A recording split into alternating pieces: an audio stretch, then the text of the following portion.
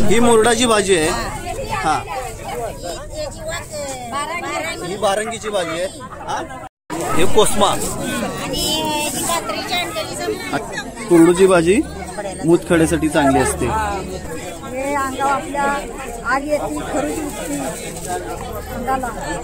जर काही ॲलर्जी वगैरे असेल तर ही भाजी खायची। आणि त्याच्यात काही खत वगैरे काय नाहीये, रासायनिक छान लागती भाजी। भाजी करायची, नाल, थरंबर, मोतीन, गरसोळी, नेचरडा, चिकन नेचरडा, चिकन भाजी तयार करायची। त्याची भाजी एकदा खाऊन बघा। नक्कीच। हॅलो, नमस्ते, पुन्हा एकदा स्वागत आहे तुमचं आजच्या आपल्या एका नवीन व्हिडिओमध्ये। आजचा व्हिडिओ स्पेशल आहे।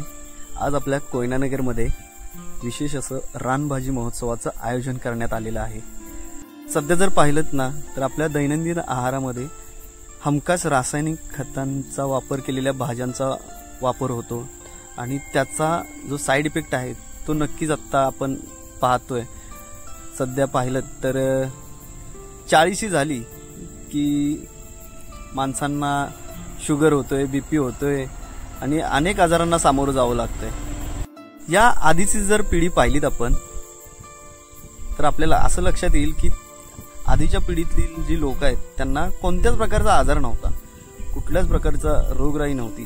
का तर त्यांच्या दैनंदिन आहारामध्ये ना हमखास रानभाज्यांचा वापर असायचा, सेंद्रिय खतांवर पिकवलेल्या भाज्या असायच्या।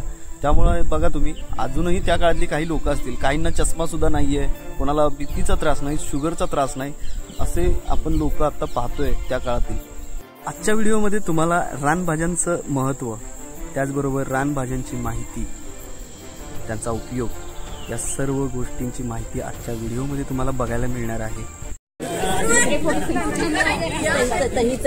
कुठली भाजी घेतली? काय त्याचा उपयोग काय असतोय? उपयोग म्हणजे आपल्या शरीराला चांगलं नाही काही। होय का? आणि त्याच्यात काही खत वगैरे काय नाहीये, रासायनिक छान लागती भाजी, वाढलेली चांगली भाजी छान लागते। आणि हे जे पूर्वीपासून आहेत ना, ह्या 5-6 भाज्या एकत्रित करून एक भाजी एक करायची। नाल, थरंबर, मोतीन, गरसोळी, नेचरडा, चिकन नेचरडा, चिकन भाजी तयार करायची। त्याची भाजी एकदा खाऊन बघा। नक्कीच।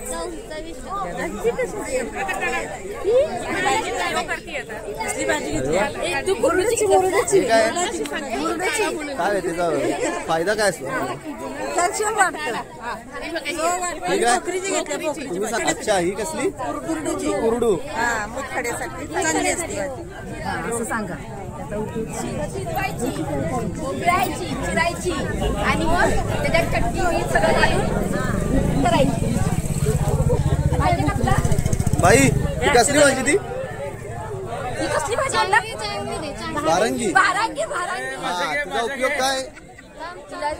शिजवायची, हा बरं, अशी करायची। हा, आणि चिरायची, त्याच्यात चटणी मीठ वगैरे सगळं टाकून आणि खायची, छान लागते। खाणार आहेस का? हो, घेणार ना मी। कोकण तोंडा। कुठलं गाव?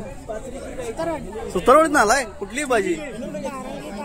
ओके, बारंगी आणि ही पात्रीची भाजी आहे। आळूच्या वडीची पण पानं आहे तिकडं।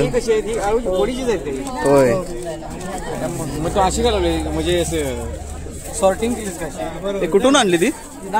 गाडकोप मधून आणली ते? अरे वा।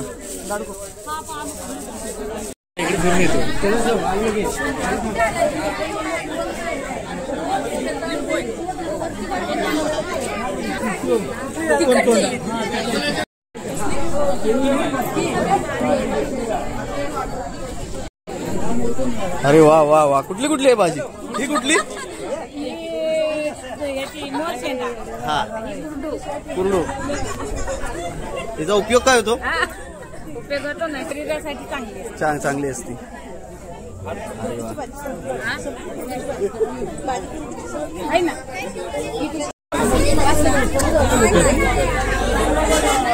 ही सांगा ना। कोळीस ना, तिचं नाव सांगा की। ही कोळीस ना, मला उपयोग सांगा। हे अंगावर आपल्या आग येते, खरुची उठते अंगाला. जर काही ॲलर्जी वगैरे असेल तर ही भाजी खायची.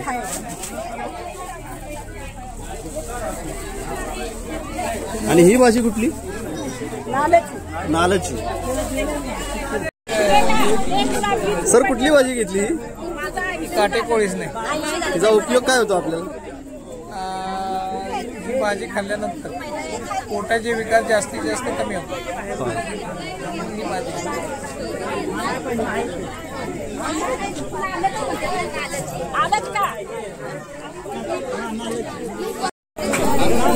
बाबा पान द्या, बाबा जेवायला पान द्या.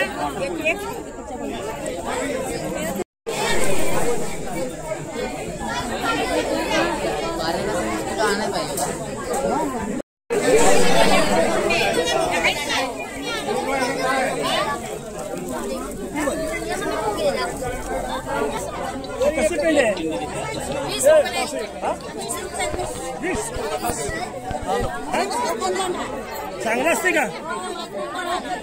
आणि कॅरी बॅग काय काय घेतलं? घ्या की म्हणून.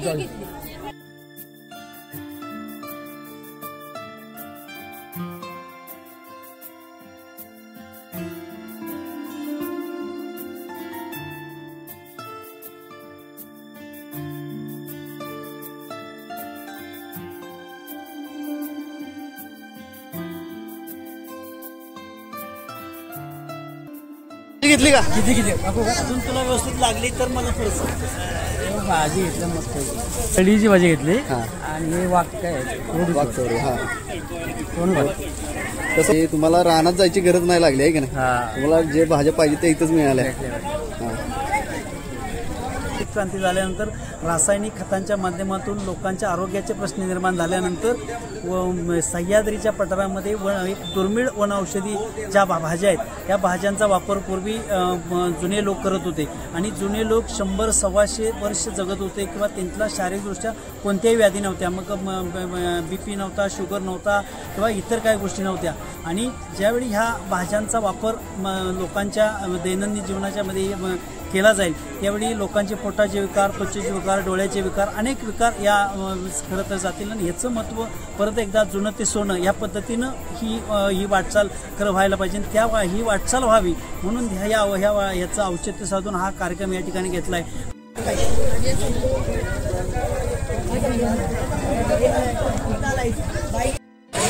कुठली भाजी घेतली? कुरडूची घेतली, परत कोकरीची घेतली, कारंजीची घेतली, मोर घेतला. बरं, कसं वाटलं? कारण तुम्हाला आता यासाठी कुठं जायला लागलं असतं या भाज्या आणायला? रानात जायला लागलं असतं. हा, मग त्या इथं भेटल्या. हे असं नियोजन कसं दर आठवड्याला झालं पाहिजे की नाही? झालं पाहिजे. छान आहे. आयुर्वेदिक भाज्या उलट छान आहेत त्या. होय. पुढे येऊन पाहू म्हणलं की नेमका काय प्रकार आहे. आता ह्या भाजीची कुठली माहिती शहरात राहिल्यामुळे आम्हाला अजिबात नाही. पण प्रत्येक महिलांच्याकडून त्याची आम्ही माहिती घेतली. प्रत्येक या भाजीचं नाव काय आहे आणि ही भाजी कशा पद्धतीने केली जाते. तर त्या पद्धतीने सगळ्या माताने आम्हाला त्यांच्या वेगवेगळ्या भाज्यांची नावं सांगितली आणि त्या कशा बनवायच्या ते सांगितलं. त्याचप्रमाणे सगळ्यात उत्तम म्हणजे इतर सगळे पापड बाजारात मिळतात पण नाचणीचा पापड हा बाजारात मिळतो आणि घरगुती. त्यामुळे त्या माऊलींच्याकडून आम्ही 4 पॅकेट नाचणीचे पापड घेतले. आणि ह्या भाज्या काही भाज्या ज्या आहेत ह्या भाज्या काहीतरी लोकांना शरीराला उपयुक्त म्हणजे कुणाला पित्त होतंय, कुणाला काय होतंय त्याच्यावरती पण ह्या आयुर्वेदिक उपचाराच्या आहेत. आज रानभाज्या भरपूर मिळाल्यात आम्हाला. तर ह्या रानभाज्या जर समजा दर आठवड्याला इथं ह्या महिलांनी आणल्या, ह्या बचत गटाने, ह्या सगळ्या महिलांनी बचत गटाच्या आज रानभाज्या रानातनं गोळा करून आणलेल्या आहेत. जर ह्या आल्या नसत्या आणि तुम्हाला समजा रानभाजी खायची असते तर तुम्हाला कुठं जावं लागलं असतं? रानात जाऊन आणायला लागलं असतं. ते एवढी मोठी रिस्क. जमलं पण नाही. रानात आम्हाला मिळाली पण नसते ती भाजी, कारण माहिती नसते ना आपल्याला कुठली भाजी खायची, कुठली घ्यायची. आम्ही एखादा पाला दुसरा गोळा करून आणू, त्यांना माहिती आहे म्हणून त्यांनी ती आणली. आणि तसेच त्यांनी आम्हाला असं वाटतंय की दर आठवड्याला त्यांनी एकदा तरी इथं भाजी मंडई केलीच पाहिजे. बरं, हा आठवड्याला ठेवत जाऊ अशा भाज्या. आठवड्याला पाहिजेत. अरे वा वा वा. सगळी घेणार, सगळी घेणार. त्यांचे कष्ट म्हणजे इतके कष्ट आहेत. कानीट जर एक पिकलं तर तुम्ही सुद्धा सहन करू शकत नाही. म्हणजे एवढ्या बायका काल दिवसभर बायका सकाळी 10 वाजता सगळ्या बायका बाहेर पडलेल्या, म्हणजे 25 बायका होत्या सगळ्या बाहेर पडल्या आणि दिवसभर संध्याकाळी 5 वाजेपर्यंत त्यांनी एवढ्या भाज्या गोळा केल्या. पोतभर भाज्या आणलेल्या आहेत. संपलं सगळं. वा, कसं वाटलं मग तुम्हाला? भारी वाटलं.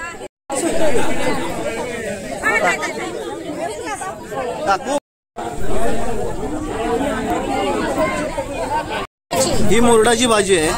हा ही बारंगीची भाजी आहे. हा अच्छा, तळीची भाजी आहे. अच्छा, ही वागचवडी नालाची भाजी आहे. ही कोकम कोकम तोंडा मोरशेंडा. कुरडूची भाजी कुठे आहे? कुरडूची. अच्छा, ही कुरडूची भाजी. हे कोस्मा. अच्छा, पात्रीची माहिती आहे मी दाखवली मगाशी. हा तर या भाज्यांचं महत्व काय असते? या भाज्यांचं असं महत्व आहे की मुतखड्याला भाज्या चांगली. हा मुतखडा. ही पित्ताला. हा कुठली? तळीची. तळीची भाजी पित्ताला चांगली, पित्तासाठी चांगली असते. औषधी सगळ्या भाज्या औषधी येतात. हा मुतखड्याला चांगली आहे. कुरडूची भाजी मुतखड्यासाठी चांगली असते. कोकम तोंडा. कोकम तोंड्याची भाजी रक्तशुद्धीसाठी चांगली असते. बर. नालाची भाजी सगळ्या भाज्या आपल्या आयुर्वेदिक आहेत. रानभाज्या आहेत, कुठल्याही रासायनिक खतांवर बनलेल्या नाहीत किंवा होय, सगळ्या नैसर्गिक भाज्या आहेत.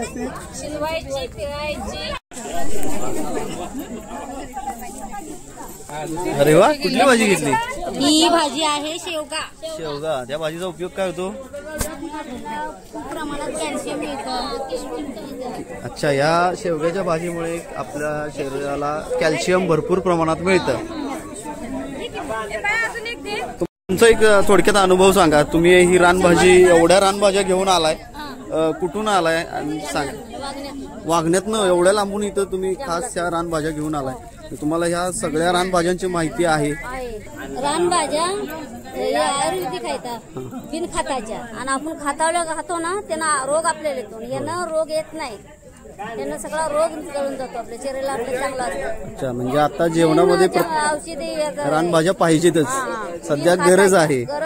होय होय. ह्या रानभाज्या आपल्याला सगळ्यांनी खाल्ल्या पाहिजे. का तर केमिकलचं आपण सर्रास आपल्या केमिकलच्या आपल्याकडे पालेभाज्या मिळतात. आणि ह्या रानातल्या भाज्या खाल्ल्यामुळे बिना केमिकलच्या, बिना खताच्या, बिना याच्या त्याच्यामुळे ह्या भाज्या खाणं आवश्यक आहे. हे आमचं सांगणं कर्तव्य. सर, थोडक्यात माहिती द्या आजच्या महोत्सवाबद्दल. आज या ठिकाणी पाटण तालुक्याचे नेते सन्माननीय राजाभाऊ शेलार यांच्या वाढदिवसाचं औचित्य साधून कोयना विभागामध्ये रानभाजी महोत्सव कार्यक्रम आयोजित केला होता. परंतु काही अपरिहार्य कारणामुळं मंत्री महोदय यांना मुख्यमंत्र्यांनी तातडीच्या बैठकीसाठी मुंबईला बोलवून घेतलं. त्यामुळं हा कार्यक्रम जरी रद्द झाला तरी सुद्धा ग्रामीण भागातील जनतेचा उत्स्फूर्त प्रतिसाद असल्यामुळे या ठिकाणी या रानभाज्या विक्रीसाठी ठेवलेल्या आहेत. याचा मागचा उद्देश एवढाच आहे की आपण 21व्या शतकामध्ये वावरत असताना संपूर्ण देशामध्ये एक युरिया, सुफला असे रासायनिक खतांचं जाळं पसरलं जातंय आणि त्यामुळे अनेक रोगराईंना आपल्याला सामोरं जावं लागतंय. म्हणून या रानभाज्यांचं महत्त्व जनतेला पटवावं यासाठी या रानभाज्याचा महोत्सव आयोजित करण्यात आला होता.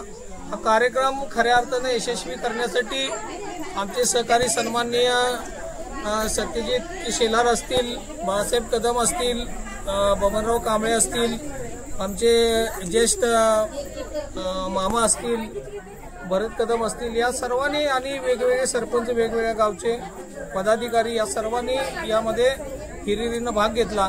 आणि आता हा कार्यक्रम 20 तारखेला मोठ्या शक्तीनं या ठिकाणी निश्चितपणानं भरवला जाईल अशी या ठिकाणी ग्वाही देते. कोयना आणि आजूबाजूचा जो भौगोलिक परिसर पाहता, कोयनेच्या खोऱ्यात इतक्या रानभाज्या आहेत, इतक्या वनौषधी वनस्पती आहेत. तर ह्यांचा कुठेतरी आपल्या दैनंदिन जीवनात वापर व्हावा यासाठी या आजच्या रानभाजीचं जे महोत्सव आहे त्याचं आयोजन करण्यात आलेलं आहे. येणाऱ्या 20 सप्टेंबर रोजी पुन्हा एकदा कोयना नगरीत मोठ्या प्रमाणात रानभाजी महोत्सवाचं आयोजन करण्यात आलेलं आहे आणि तुम्ही सर्वांनी या रानभाजी महोत्सवात सहभागी होऊन या रानभाज्या आपल्या आहारात त्याचा वापर करा एवढीच मी तुमच्याकडे विनंती करतो. सो पुन्हा भेटू 20 तारखेला. Bye bye.